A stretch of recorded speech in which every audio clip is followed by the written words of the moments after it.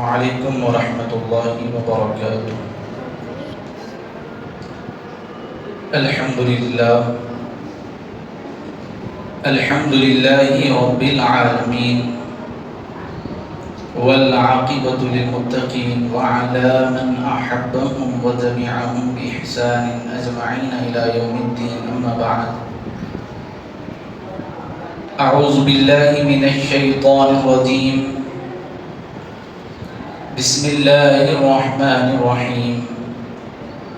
الذین آمنوا وتطمئن قلوبهم بذکر اللہ، الا بذکر اللہ تطمئن القلوب۔ عن ابی ہریرہ رضی اللہ عنہ قال قال النبی صلی اللہ علیہ وسلم یقول اللہ تعالی انا عند ظن عبدی بی وانا معه اذا ذكرني فإن ذكرني في نفسه ذكرته في نفسي وإن ذكرني في ملأ ذكرته في ملأ خير منهم وإن تقرب إلي شبرا تقربت إليه ذراعا وإن تقرب إلي ذراعا تقربت إليه باعا وإن أتاني يمشي أتيته هرولة، متفق عليه۔ إن الله وملائكته يصلون على النبي يا أيها الذين آمنوا صلوا عليه وسلموا تسليما۔ اللهم صل على سيدنا محمد وعلى آل سيدنا محمد وبارك وسلم صلاة تنجنا بها من جميع الأهوال وعندك عليهم الدرجات، الحمد لله رب العالمين۔ معزز و مکرم حاضرین کرام و سامعین عظام، اللہ تبارک و تعالیٰ کا بے انتہا فضل و احسان ہے کہ اس نے ہمیں اپنے پسندیدہ دین اسلام کے ماننے والوں میں پیدا فرمایا اور ہمیں اپنے آخری نبی صلی اللہ علیہ وسلم کی امت میں پیدا فرمایا۔ آج ہم اور آپ جس عنوان کے تحت گفتگو کرنے کا ارادہ رکھتے ہیں وہ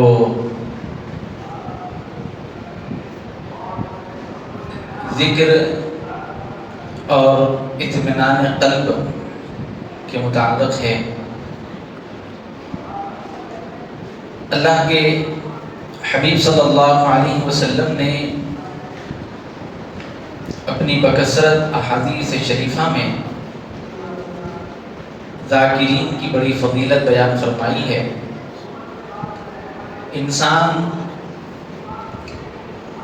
زندگی میں جو چیز چاہتا ہے وہ ہے چین، سکون، راحت۔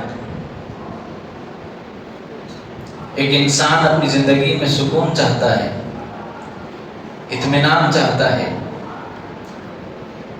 اور اللہ تعالیٰ اپنے کلام مجید میں فرما رہا ہے کہ اطمینان کس میں ہے، کون سے عمل کے ساتھ اطمینان کا ذکر کیا گیا ہے۔ چنانچہ اللہ تعالیٰ ارشاد فرما رہا ہے، سن لو الذین آمنوا وتطمئن قلوبهم بذکر اللہ، جو ایمان لائے اور ان کے دل اللہ کی یاد سے چین پاتے ہیں۔ تو اطمینان قلب اللہ تبارک و تعالی اہل ایمان کو عطا فرماتا ہے، پھر اہل ایمان میں ان لوگوں کو عطا فرماتا ہے جو اللہ کی یاد میں رہتے ہیں۔ جو بے ایمان ہیں وہ بھی اطمینان میں نہیں رہتے، اور جو ایمان تو لا لیے لیکن غافل بن کے زندگی گزار رہے ہیں وہ لوگ بھی اطمینان میں نہیں رہتے۔ تو ایمان بھی ضروری ہے، اور ایمان کے ساتھ اللہ کی یاد بھی ضروری ہے۔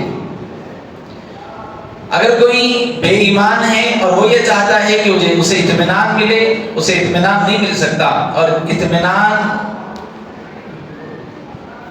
اے سی کا نام نہیں ہے، RCC کی بلڈنگ کا نام نہیں ہے، اطمینان اچھی غذائیں کھانے کا نام نہیں ہے۔ اطمینان دراصل یہ اللہ کی جانب سے ملنے والا سکون ہے جو قلب کو محسوس کر سکتا ہے۔ اگر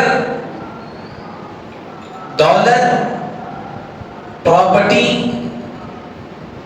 کو اگر اطمینان کا سبب اگر بنایا جائے یا سمجھا جائے تو پھر آپ کے سامنے ایسے بے شمار مثالیں رکھی جا سکتی ہے جن کے پاس دولت بھی تھی، عیش و عشرت بھی تھی، لیکن انہوں نے پھر بھی دنیا کو جو ہے اس انداز میں چھوڑا کہ وہ سوسائڈ کر لیے۔ پیسہ تو تھا، بلڈنگ بھی تھی، بلکہ گنے چنے لوگوں میں ان کا نام شامل بھی تھا، لیکن پھر بھی انہوں نے اپنی جان اپنے ہاتھوں سے لی۔ کیوں؟ کیا وجہ ہے؟ اطمینان قلب ان کو نہیں ملا، اور اطمینان قلب بے ایمان کو بھی نہیں مل سکتا۔ ایمان والا ہو لیکن اللہ سے اس کا تعلق نہ ہو، اس کو بھی اطمینان نہیں مل سکتا۔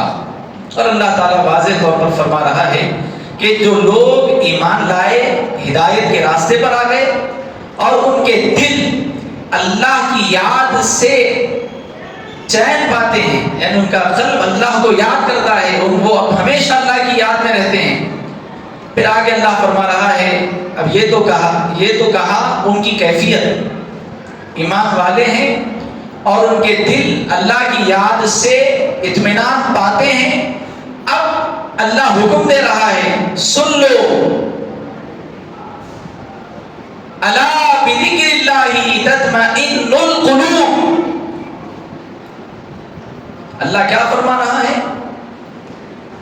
سن لو، اللہ کی یاد ہی میں چین ہے، اللہ ہی کی یاد سے دل کا قرار ہے، اللہ ہی کے ذکر سے دلوں کو چین ملتا ہے، اللہ ہی کی اطاعت، اس کی فرما برداری سے دل اطمینان پاتے ہیں۔ یہ کون کہہ رہا ہے؟ یہ وہی رب فرما رہا ہے جس نے لوگوں کو دولت دی، لوگوں کو آشیانے دیے، لوگوں کو بہت سی سہولتیں دی۔ دیکھو اللہ یہ پوری قرآن میں اللہ نے یہ نہیں فرمایا کہ دولت تمہارے اطمینان کا سبب ہے۔ ویسے میں بارہا عرض کرتا رہتا ہوں، اگر دولت سب سے عظیم ترین ہوتی تو سب سے بڑے دنیا کے سب سے بڑے دولت مند کا نام حضرت محمد مصطفیٰ صلی اللہ علیہ وسلم، دنیا کی ظاہری طور پر،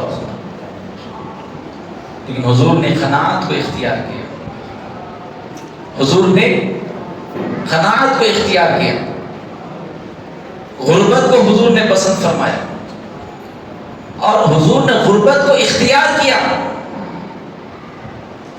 ایک ہے غربت زندگی میں لگی ہوئی ہے، ایک ہے خود سے چاہ کر غربت کو لینا۔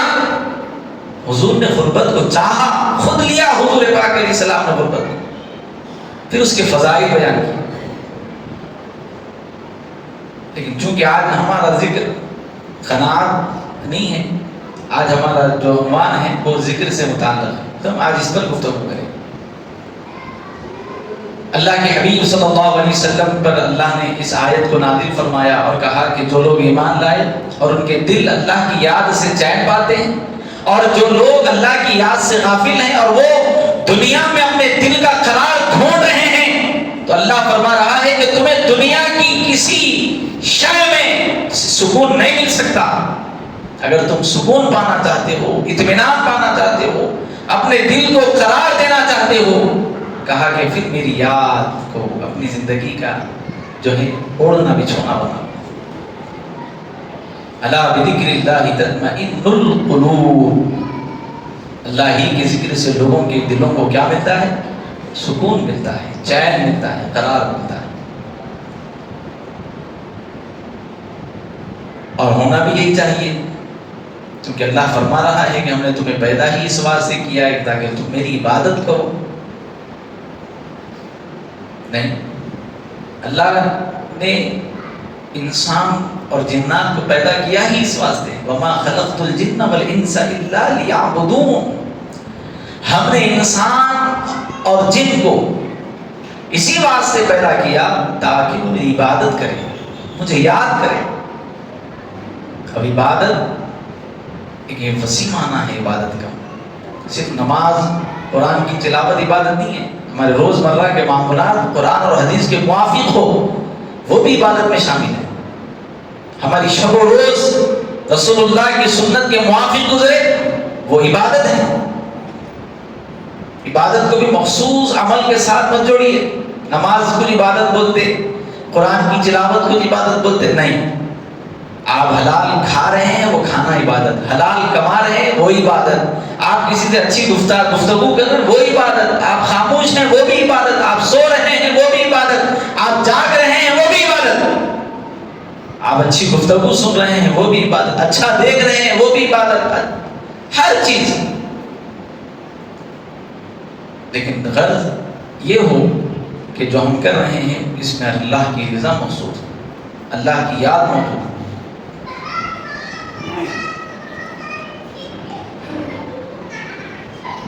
نبی کریم صلی اللہ علیہ وسلم ارشاد فرما رہے ہیں، اللہ فرماتا ہے حدیث قدسی، انا عند ظن عبدی بی وانا معه. اللہ فرما رہا ہے میرا بندہ میرے متعلق جس طرح کا خیال باندھتا ہے میں اس کے ساتھ ویسے ہی معاملہ کرتا ہوں. میرا بندہ میرے متعلق جیسا سوچتا ہے میں اس کے ساتھ ویسا ہی کرتا ہوں. پھر اللہ فرماتا ہے وَأَنَا مَعَهُ إِذَا ذَكَرَنِي فَإِن ذَكَرَنِي فِي نَفْسِهِ ذَكَرْتُهُ فِي نَفْسِي. جب وہ میرا ذکر کرتا ہے تو میں اس کے ساتھ ہوتا ہوں. جی ہاں، دیکھیے اللہ کے ذکر کرنے والے ذاکرین کی شان کیا ہے. اللہ کا ذکر کرنے والا تنہا نہیں ہوتا، وہ اللہ کی معیت میں ہوتا ہے. اور جو اللہ کی معیت میں ہو بھلا کیا شیطان اس کا نقصان کر سکتا ہے؟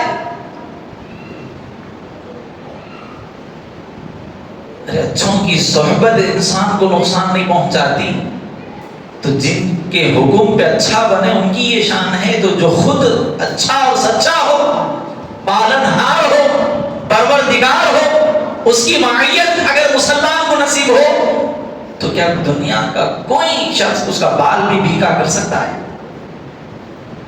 نہیں کر سکتا. ذکر کی سب سے بڑی شان کیا ہے معلوم آپ کو؟ حدیث بتا رہی ہے ذکر کی سب سے بڑی شان یہ ہے ذاکر اللہ کا دوست بن جاتا ہے. ہاں، اس کو اللہ کی معیت نصیب ہوتی ہے. حدیث بخاری شریف میں ہے، مسلم شریف میں ہے. سرکار فرما رہے، اللہ فرما رہا ہے میرا بندہ جب ذکر کرتا وَأَنَا مَعَهُ، میں اس کے ساتھ ہوتا ہوں. پھر صلہ کیا دیتا ہے؟ جیسا ہمارا رویہ اللہ کا بھی ویسا ہی ہم کو صلہ دیتا ہے. کیا کہا؟ فَإِن ذَكَرَنِي فِي نَفْسِي. اگر وہ مجھے تنہائی میں اکیلا بیٹھ کر یاد کرتا ہے میں بھی اس کو اپنی تنہائی میں یاد کرتا ہوں. اللہ. اگر وہ اپنے قلب میں ذکر خفی کیا کرے تو میں بھی اپنی شایان شان اس کا بھی ذکر کرتا ہوں. وَإِن ذَكَرَنِي فِي مَلَائِن ذَكَرْتُهُ فِي مَلَائِن خَيْرٍ مِّنْهُمْ. اگر وہ مجھے کسی جماعت میں یاد کرتا ہے، تنہا نہیں، 10 لوگوں کو یا ایک مجمعے کو لے کر وہ بیٹھا ہوا ہے اور بیٹھ کر اللہ کا ذکر کر رہا ہے، اللہ تعالیٰ کو یاد کر رہا ہے، جماعت میں یاد کر رہا ہے، اللہ فرماتا ہے میں اس کو اس سے بہتر جماعت میں یاد کرتا ہوں.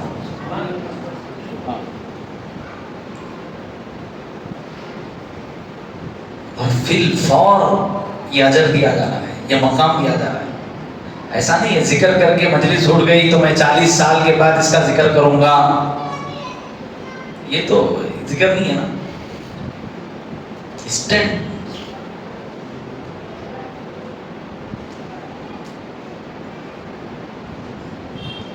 پھر اللہ کی شان دیکھیں آپ، پوری دنیا اللہ اللہ پکار رہی ہے،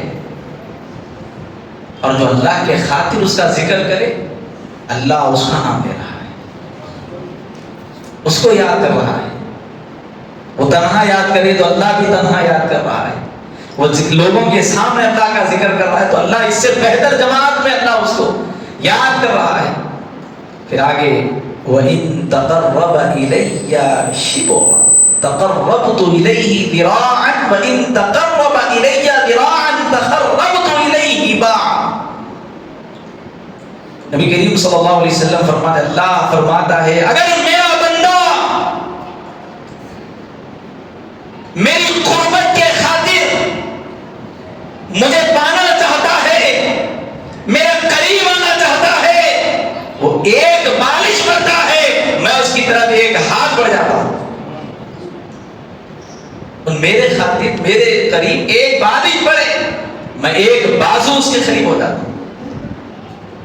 پھر آگے فرمایا کہ اگر وہ ایک بازو کے برابر نزدیک آئے میں 2 بازوؤں کے برابر اس کے قریب ہو جاتا ہوں.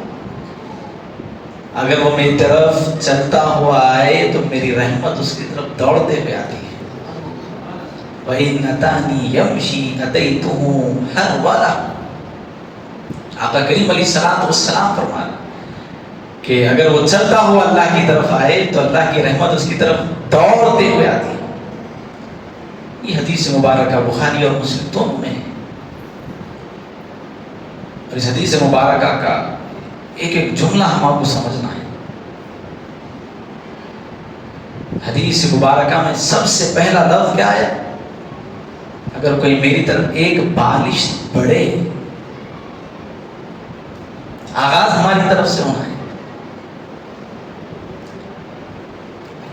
نہیں، آغاز کس کی طرف سے ہونا ہے؟ کیونکہ غرض کس کی ہے؟ ہماری ہے. اگر ہم ایک بالش بھی نہیں بڑھیں گے اور ہم یہ چاہ رہے ہیں کہ اللہ ہماری طرف آئے، یہ نہیں ہو سکتا. آغاز بڑھو.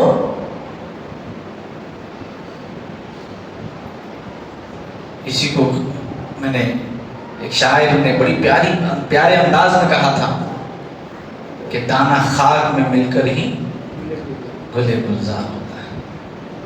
دانہ خاک میں ملو، اپنی انا کو پہلے ختم تو کرو، میں ختم تو کرو، میری حیثیت کیا ہے، حیثیت کو ختم کرو.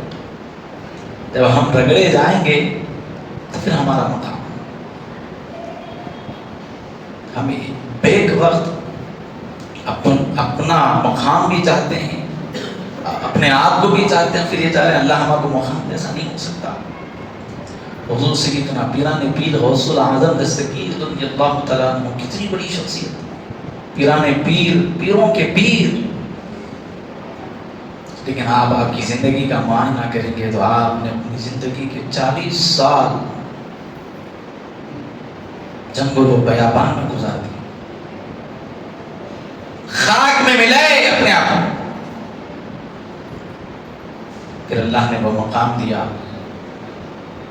پیران پیر فرماتے ہیں اللہ نے مجھ سے وعدہ کیا ہے کہ اے عبد القادر، تمہارا مرید بغیر توبہ کے نہیں مر سکتا.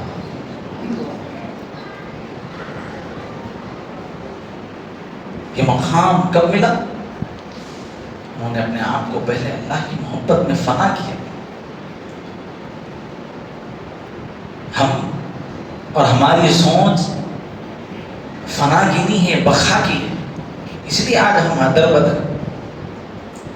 ایک مرتبہ اللہ کی محبت میں فنا ہو کر تو دیکھو، اس کے حکم کے موافق زندگی گزار کر تو دیکھو، پھر وہ مقام آ جاتا ہے. اللہ بندے سے خود پوچھتا ہے بتا تیری رضا کیا ہے، تیری رضا کیا ہے، تو کیا چاہتا ہے، تیری مرضی کیا ہے. ہم شب و روز معصیت و گناہ، رب کی نافرمانی، رسول اللہ کی نافرمانی میں گزار کر یہ چاہتے ہیں کہ صبح کا آغاز ہم اپنے موافق کریں، ہم جو چاہے ہو جائے. نہیں ہو سکتا، نہیں ہو سکتا ایسا. میں جو چاہوں ہو جاؤں، نہیں ہو سکتا ایسا. پہلے ہم اللہ کی یاد میں اس کے حکم کے موافق بن کر دیکھیں، پھر اللہ جو چیز، جو نعمت ہمیں عطا کرے گا وہ ہے قلب کا اطمینان، اطمینان قلب. اور یہی سب سے بڑی نعمت ہے.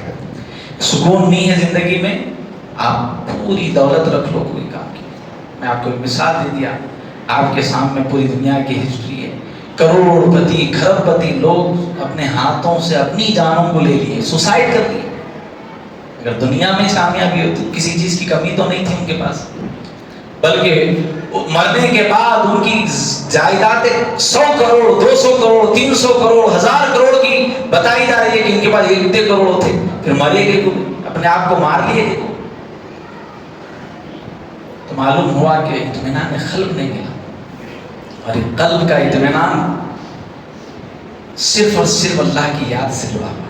اگر ہم اللہ کو یاد کرنے والے ہو گئے تو پھر ہمارے قلب مطمئن ہو جاتے ہیں. اور کتنی بڑی شان ہے، دنیا کے جھوٹے لالچوں میں آج ہم کیا کچھ نہیں کر بیٹھتے.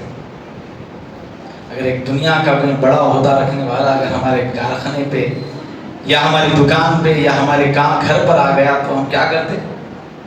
ہم اس کے آنے پر ہزاروں روپے زائد خرچ کر دیتے تاکہ ان کو معلوم رہنا بھائی ہم ایسی دعوت کرے تھے ان کی، کل کے دن کچھ بھی کام رہا تو ہمارا انہوں کر دینا. غرض یہ جو، لیکن اس کے باوجود بھی دھوکے ملتے ہیں. سب کچھ کرنے کے بعد بھی دھوکہ ملتا ہے، بلکہ اس کو یاد بھی نہیں رہتا. کیونکہ آپ کے جیسے ہزاروں لوگ روزانہ ایسی دعوت نہ کریں. کس کی دعوت یاد رکھیں گا؟ کس کا کھایا سوئے کتنوں کو یاد رکھیں گا؟ لہذا اس کا معمول ہے. لیکن میرا رب ایسا نہیں ہے. ہمارے رب کی شان بڑی ہے.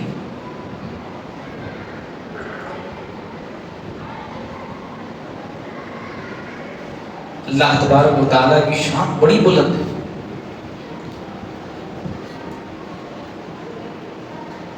اس کو یاد کرنے والا پکارے تو بھی اللہ اس کو جواب دیتا ہے، اور کوئی غافل اس کو پکارے تو اللہ اس کو بھی جواب دیتا ہے. ایسا نہیں کہ میرے کو روزانہ یاد کرنے والا تھا تو میں زیادہ اس کو زیادہ ترجیح دوں گا، نہیں. غافل پکارے تو اس سے زیادہ اس کو اور اہتمام کے ساتھ اس کی طرف متوجہ ہوتا ہے. رب ذوالجلال.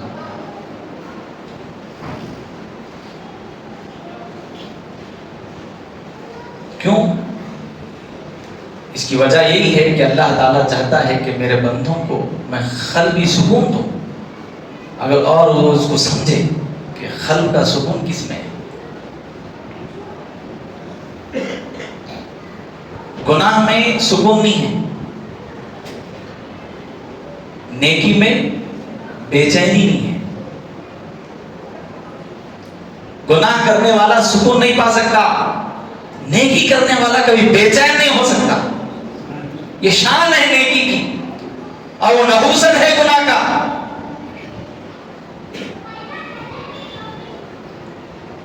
ظاہر اگر کوئی کسی کو دھوکہ دے کے اس سے ہڑپ لیا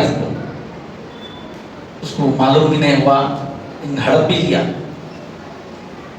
لیکن جب تک وہ زندہ رہتا ہے اس کا چہرہ سامنے آیا، کسی کو معلوم بھی نہیں ہے دھوکہ دیا اس کو خود بھی نہیں معلوم جس کن سے لیا، لیکن اللہ کی قدرت یہ ہے جو حافظہ ہے نا، جو اللہ دیا، اللہ کا دیا ہوا اور اللہ کی جانب سے ملا ہوا ہمیشہ ہمیں ہر بجانب لے جانے کی کوشش کرتا ہوں۔ جب بھی سامنے آئے گا آپ کے دماغ میں آئے گا ارے اس کو میں فلاں وقت دھوکہ دیا تھا، ان جب بھی آپ کے سامنے سے گزریں گا آپ کا دل بولے گا، آپ کا ضمیر بولے گا اس کو دھوکہ دیا تھا، اسے ہڑپ کے کھا لیا تھا، اس کو لوٹا تھا، اور یہ خیال آپ کو کبھی چین سے رہنے نہیں دیتا۔ اس لیے چین اگر ہم چاہتے ہیں تو ہماری زبانیں اللہ کی یاد سے تر رہے۔ اور کیا مقام ہے دیکھو آپ، ہم زبان کو بے فضول کاموں سے تر رکھتے ہیں، فضول گوئیوں میں ہم اپنی زبانوں کو رکھتے ہیں، بیکار باتیں جس کی نہ دنیا میں کوئی اہمیت ہے نہ آخرت، بیٹھ گئے باتیں کرنے کے واسطے، وہ صاحب کا ذکر نکلا تو 4 گھنٹے نکل گئے، یہ صاحب کا ذکر نکلا تو 2 گھنٹے نکل گئے، وہ صاحب کا نکلا تو 15 منٹ نکل گئے، وہ صاحب کا نکلا تو بس وقت ایسی ضائع کر رہے ہیں، اصل کام سے غفلت۔ پہلی بات تو یہ ہے کہ زیادہ گفتگو آدمی کو کیا کر دیتی؟ سن کر دیتی، سن۔ آپ دیکھو، غور کرو، اب جب آپ زیادہ گفتگو کرتے، بات کرتے، زیادہ بولتے، جب آپ کی بات ختم ہو جاتی ہے آپ اپنے آپ میں غور کر لو، آپ اتنی باتیں کریں آپ کو اس سے چین ملا کیا، سکون ملا کیا، راحت ملی کیا، اور بے چین ہو جاتے ہیں، بلکہ کیا کہا، سن ہو جاتے، سن، حرکت ہی نہیں ہوتی آپ سے کہ کیا کر دیا میں، کیا ہوا کیا نہیں ہوا معلوم نہیں، لیکن پورے نامے اعمال میں سب لکھا ہوا ہے، ہر چیز درج ہے۔ سرکار دو عالم علیہ الصلوۃ والسلام کا ارشاد مبارک ہے، حضور نے فرمایا ذکر کرنے والے اور ذکر نہ کرنے والے ایسے ہی ہیں جیسے زندہ یا مردہ۔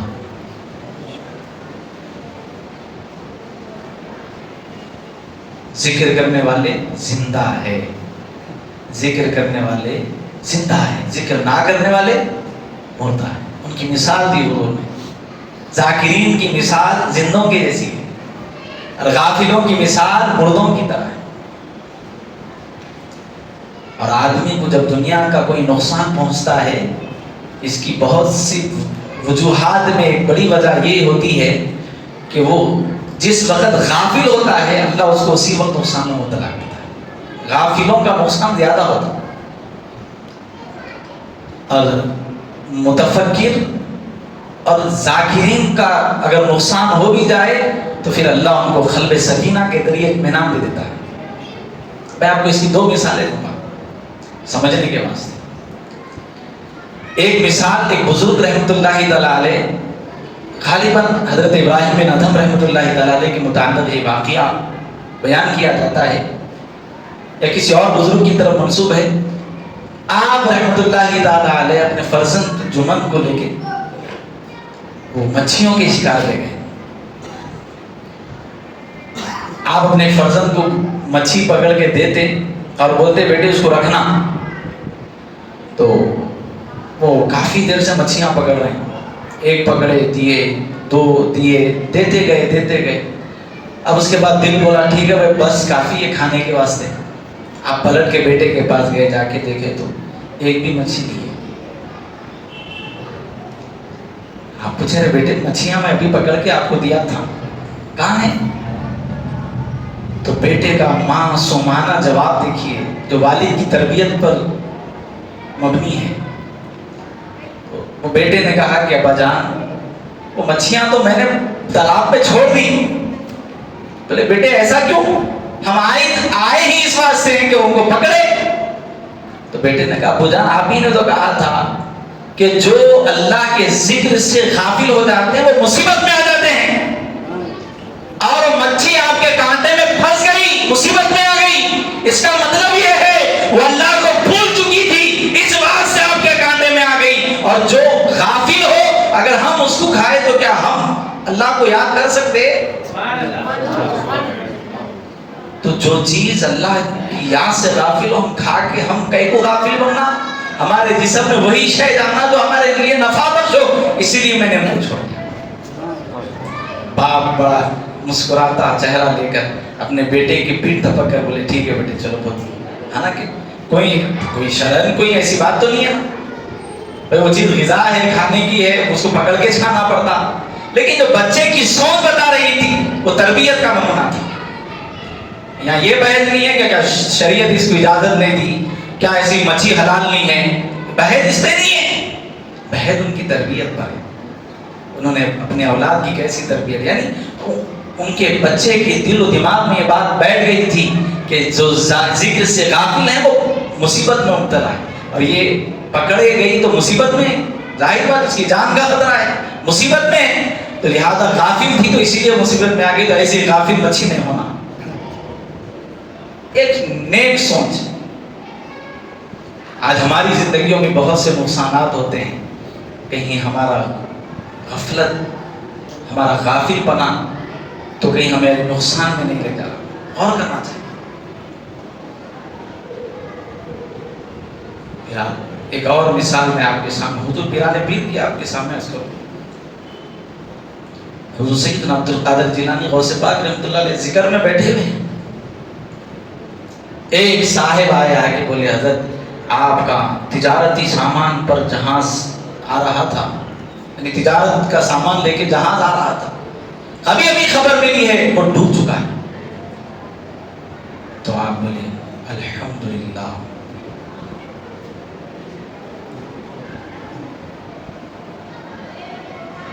پھر تھوڑی دیر کا وقفہ گزرا، ایک صاحب آ کے بولے حضور ابھی ابھی جس جہاز کے ڈوبنے کی اطلاع ملی تھی وہ انفارمیشن غلط تھی، آپ کا جہاز صحیح سالم سلامتی کے ساتھ اپنے جو ہے مقام پر پہنچ رہا ہے۔ آپ بولے الحمدللہ۔ تھوڑی دیر کا وقفہ ہوتا، آپ کے شاگردوں نے پوچھا اے عبد القادر جیلانی، اے اس شیخ، پہلا غلام آپ کا آ کر کہا کہ آپ کا نقصان ہوا تو آپ نے الحمدللہ کہا، پھر وہ مل گیا بولے پھر الحمدللہ بولے، کیا وجہ ہے؟ تو آپ نے کیا پیارا جواب دیا۔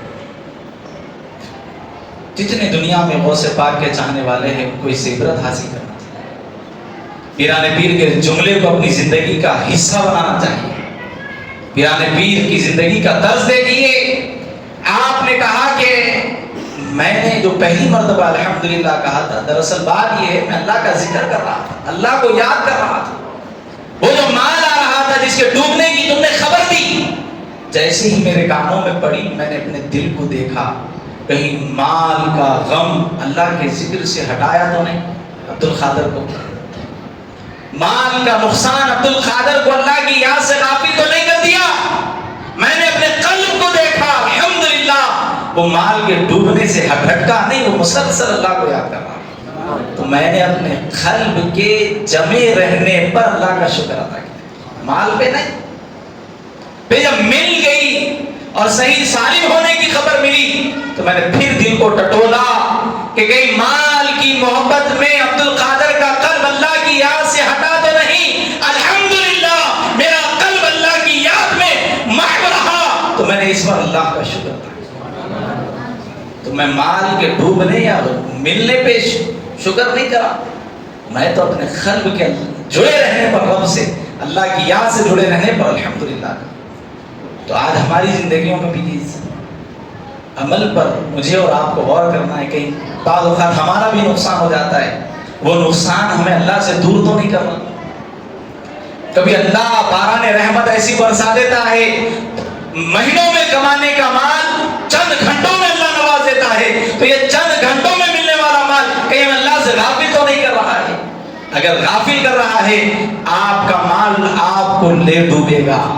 یہ دنیا کی محبت ہے تو سوائے نقصان کے ہمیں کچھ نہیں دیتی۔ تو اگر سامعین کرام، اطمینان اگر ہم اپنی زندگیوں میں چاہتے ہیں تو اللہ ہی کی یاد میں اطمینان ہے، اللہ کی عبادت میں اطمینان ہے، دنیا گزاری ہے، اس کا لفظ خود بتا رہا، گزر جانا ہے، بس راستہ ہے، طے کرنا ہے. لیکن یہ راستہ طے کرنے کے بعد جو منزل کی طرف پہنچنا ہے، وہ منزل پر کام آنے والا اگر کوئی عمل ہے وہ دنیا نہیں ہے، وہ صرف اللہ کی یاد، اس کی اطاعت، اس کے محبوب کی اطاعت ہے، اس کے علاوہ کچھ نہیں.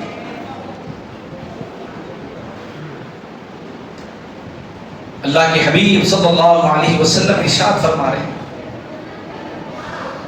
حضور فرماتے ہیں جب بھی ہم ذکر کرتے ہیں اللہ کا ذکر کرتے ہیں، اللہ کو یاد کرتے ہیں، ہمارا مقام کیا ہے؟ پہلے تو سنیے، ابھی ہم نے حدیث پاک سنی بخاری شریف کی. اللہ کیا فرما رہا ہے؟ میرا بندہ تنہائی میں مجھے یاد کرے، میں بھی اس کو تنہائی میں یاد کرتا ہوں.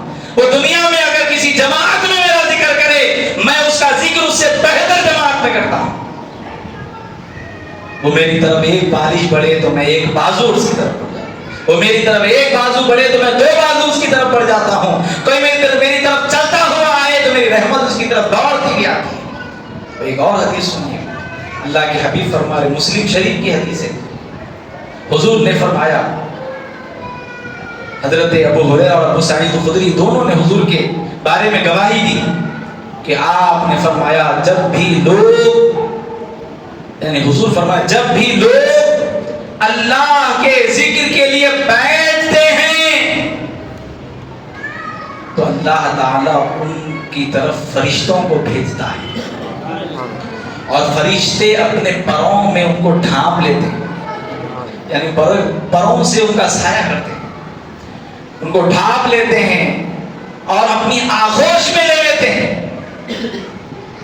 اور اللہ کی رحمت ان کو اپنی آغوش میں لے لیتی ہے، اور اللہ کی جانب سے خصوصی سکون، اطمینان، سکینہ، رحمت کا اللہ تعالیٰ ان کی طرف نزول فرماتا ہے، اور اللہ تعالیٰ ان کا ذکر اپنی بارگاہ کے فرشتوں میں فرماتا ہے. مثلا عبد الرحمن کو دیکھو، عبد الرحمن میرا بندہ فلاں مقام پر، فلاں سرزمین پر بیٹھ کر مجھے یاد کر رہا ہے. اللہ ان کی بارگاہ، اپنی بارگاہ کے فرشتوں میں اعلان کرتا ہے. کیا اس عبد الرحمن کی جگہ کیا میرا نام نہیں ہو سکتا؟ ہر کوئی اپنے اپنے مقام پر سمجھے. اللہ کی بارگاہ میں کیا ہمارا ذکر نہیں ہو سکتا؟ ہو سکتا ہے، بشرطے کہ ہم اللہ کے ذکر میں بیٹھے، اس کو یاد کریں، اس کو کثرت سے یاد کریں. پھر آپ دیکھیں نبی کریم صلی اللہ علیہ وسلم سے ایک سوال کیا گیا، بڑا پیارا سوال ہے، امام ترمذی اس حدیث کو بیان کر رہا ہے، ان رسول اللہ صلی اللہ علیہ وسلم سئل ای العباد افضل درجة عند اللہ یوم القیامہ. پوچھ رہے یا رسول اللہ، کون لوگ قیامت کے دن اللہ کی بارگاہ میں مقرب ہوں گے، اللہ جن کے درجات بلند فرمائے گا، کون ہوں گے وہ قیامت کے دن اللہ کے نزدیک؟ قال، حضور نے فرمایا، الذاکرون اللہ کثیرا، وہ جو اللہ کی بارگاہ میں بلند ہوں گے وہ اللہ کا کثرت سے ذکر کرنے والے لوگ ہوں گے.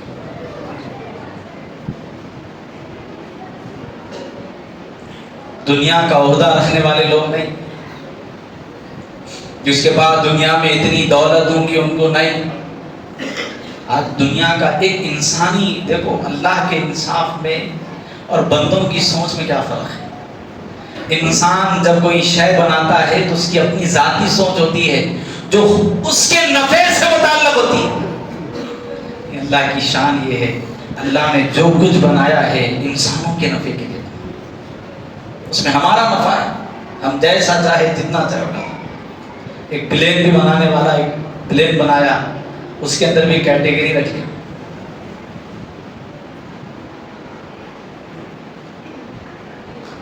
وی آئی پیوں کے واسطے زیادہ خرچ کرے تو سیٹ الگ، اکنامک نارمل درمیانی لوگ جو سفر کرنا چاہ رہے ہیں ان کے واسطے الگ. یہ ٹکٹ لے کے وہاں جا کے بیٹھتا ہوں تو بیٹھنے دیتے نہیں بیٹھتے. لیکن اللہ کی شان یہ ہے، اللہ فرما رہا ہے کہ میرے نزدیک وہ لوگ بلند ہیں جو مجھے کثرت سے یاد کرتے ہیں، اللہ کا ذکر کثرت سے کرتے ہیں. پھر آگے حدیث کے جملے سنیے آپ. قلت یا رسول اللہ. یہاں پر بات ختم نہیں ہوئی، صحابہ نے ایک اور سوال کیا اور پوچھا یا رسول اللہ وَمِنَ الْغَازِي فِي سَبِيلِ اللَّهِ. دنیا میں سب سے بلند بڑا مقام ہمارے نزدیک کس کا ہے؟ بولیے آپ کی اپنی بھی سوچ ہے نا. ہم سب سے بڑا اور بلند مقام کس کا مانتے ہیں؟ جو اللہ کی راہ میں مارا گیا شہید ہے نا. شہید کا مقام سب سے بلند ہے نا. موتوں میں سب سے اچھی موت شہادت. اسماعیل ہنیہ جن کا حال ہی میں جو ہے قتل کیا گیا، جن کو درجہ شہادت ملی، پوری دنیا نے ان کو سراہا. پوری دنیا نے کہا کہ ان کی موت شہادت کی موت ہے. ظلم قتل ہوئے نا، دھوکے سے مارے گئے. تو صحابہ اکرام کے ذہن بھی یہی کہہ رہے تھے. حضور نے فرمایا، وہ تو یہ چاہ رہے تھے ہوں گے، شاید ان کے ذہنوں گمان میں یہ خیال نہ ہوگا یا رسول اللہ اللہ کے نزدیک سب سے بڑا مقام کس کا ہے. حضور کہہ رہے ہوں گے یا کہ شہید کا مقام سب سے بلند ہے. شہید میں بھی ان کا جن کے دونوں ہاتھ، دونوں پیر، دونوں کان، ناک کاٹ دیے گئے، شاید مارنے میں جس پر زیادہ زیادتی ہوئی ان کا مقام زیادہ ہے، یہ سننا چاہ رہے تھے ہوں گے. کیونکہ ان کا تعجب بتا رہا ہے، یہ سوال خود بتا رہا ہے. قلت یا رسول اللہ وَمِنَ الْغَازِي فِي سَبِيلِ اللَّهِ. کیا اللہ کی راہ میں مارے گئے لوگوں سے بھی بڑا مقام اللہ کے ذاکروں کا ہوگا، جو نرم بستر پہ بیٹھ کے یا نرم گدی پہ بیٹھ کے غالب پہ بیٹھ کے اللہ کو یاد کر رہے ہوں گے. وہ لوگ تو زمین پر دھوپ، موسم، پیاس، ظلم برداشت کر کے موت پائے. بیٹھے ذکر کرنے والے کیا بھاگنے کرنے والے رہتے؟ بیٹھنے والے رہتے، بیٹھنے والے. تو ان کا مقام جو بیٹھے ہوئے ہیں ان کے مقام سے بڑا ہے جو اللہ کی راہ میں مارے گئے. حضور نے فرمایا قال لو ضرب بسيفه في الكفار والمشركين حتى يكسر ويغتضب دما لكان الذاكرون الله افضل منه درجه. حضور نے فرمایا اللہ کی جہاد، اللہ کی راہ میں جہاد کرنے والے سے بھی زیادہ کیا وہ لوگ افضل ہوں گے جو اللہ کا ذکر کرتے ہیں.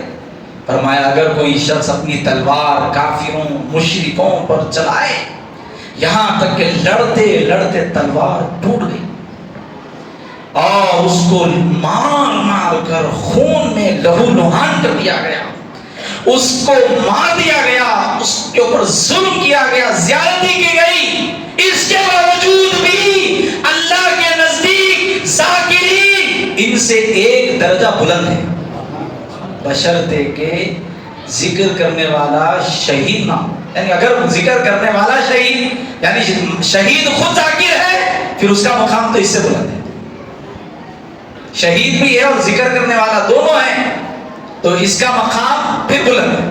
اگر صرف شہید ہے اور ایک ذاکر، دونوں کا مقابلہ ہے تو ذاکر ایک درجہ افضل ہے. کیا ہے وہ لوگ؟ بغیر ہڈی کی گوشت یعنی زبان کو بس اللہ کی یاد میں تر رکھنا ہے، بس دوسرا کچھ نہیں. ایسا کیوں؟ کیا وجہ ہے اس کی؟ بہت بڑی وجہ کیا ہے ماں؟ مجھے سمجھ میں جو آتا ہے، میں غلط بھی ہو سکتا ہوں، وہ یہ ہے کہ شہید جو ہے نا وہ چند لمحے یا تھوڑا وقفہ اللہ کو یاد کر کے لڑ کے اپنی جان دے دیتا ہے. لیکن ایک ذاکر پوری زندگی اپنے شہوات نفس پر اپنے ذکر، اپنی فکر کے ذریعے ہمیشہ غالب رہ کر اس کو بار بار مارتا ہے اور روزانہ جہاد اس کا معمول ہوتا ہے. یہ جہاد فی اکبر کی وجہ سے جو حضور نے فرمایا، حضور نے فرمایا لوگوں سے لڑنا یہ جہاد صغرا ہے، نفس کے ساتھ لڑنا جہاد اکبر ہے. روزانہ اپنے نفس سے لڑنا. دنیا آ رہی خوبصورت خوبصورت دلہن بن کے آ رہی، لیکن نگاہیں پھیر کے اللہ کی طرف دیکھ رہا ہوں. محبت خدا، محبت رسول. حضور نے فرمایا تیار رہو. میں نے پچھلے جمعہ میں حدیث سنائی، صحابی آ کے یا رسول اللہ میں آپ سے محبت کر رہا ہوں. سوچ سمجھ کے بولو کیا بول رہے ہیں یا رسول اللہ. سوچ کے سمجھ کے بولو. سوچ لو. سوچ لیا یا رسول اللہ. سوچو کیا بول رہے ہیں، کیا خالی بول رہے ہیں؟ نہیں، دعوت کے ساتھ دلیل بھی دیتے. بولے یا رسول اللہ میں نے سوچ لیا، آپ سے بڑی محبت ہے. تیار رہو. مصیبتیں ایسے آئیں گی جیسے اونٹ کی کوہان سے کوئی چیز نیچے آتی. کوئی چیز اونچائی سے گرے تو کتنا جلدی نیچے آتی. پریشانیاں مصیبتیں ویسی جاتی. لا الہ الا اللہ محمد رسول اللہ کلمہ پڑھ لینا، پڑھ کے جنت واجب نہیں. اس کے ساتھ بہت سے جو ہے آزمائشیں ہمارے ساتھ جڑی ہوئی ہے، جس میں اللہ ہم سے آزمائشیں لے گا اور ہمیں اس پر کاربند رہنا. اور سب سے بڑا عمل ایک ہے نفس ہمارا. اور نفس نکاح کے ذریعے بھی محافظ یعنی حفاظت میں آتا ہے. دوسرا اپنے نفس کی حفاظت چاہتے ہو 24 گھنٹے جب تک آپ ہوشیار ہیں، سوتے وقت اور اٹھنے کے بعد سے لے کر آپ کا ہمارا معمول صرف اللہ کی یاد ہونا چاہیے، کیونکہ اللہ کو کثرت سے یاد کرنے والا بہت سے گناہوں سے بچ جاتا ہے، بہت سے. اس لیے کثرت سے ذکر کریے. سب سے بہترین ذکر، افضل الذکر لا الہ الا اللہ. اللہ کا ذکر سب سے افضل کلمہ طیبہ ہے، اور حضور پر کثرت سے درود یہ تمام اعمال میں سب سے افضل ہے. تو اپنی زبانوں کو اللہ کے ذکر سے تر رکھی. انشاءاللہ اس کی برکتیں دنیا میں بھی ہمیں نظر آئے گی، اور جب مریں گے انشاءاللہ العزیز خبر اور حشر میں اپنی آنکھوں کی ماتھے کی آنکھوں سے ہم دیکھیں گے اس کی کیا برکتیں ہیں، کیا اس کی طرف یعنی اس کے کرنے سے اللہ کی جانب سے کیا انعامات ہمیں ملیں گے. اللہ مجھے اور آپ کو عمل کی توفیق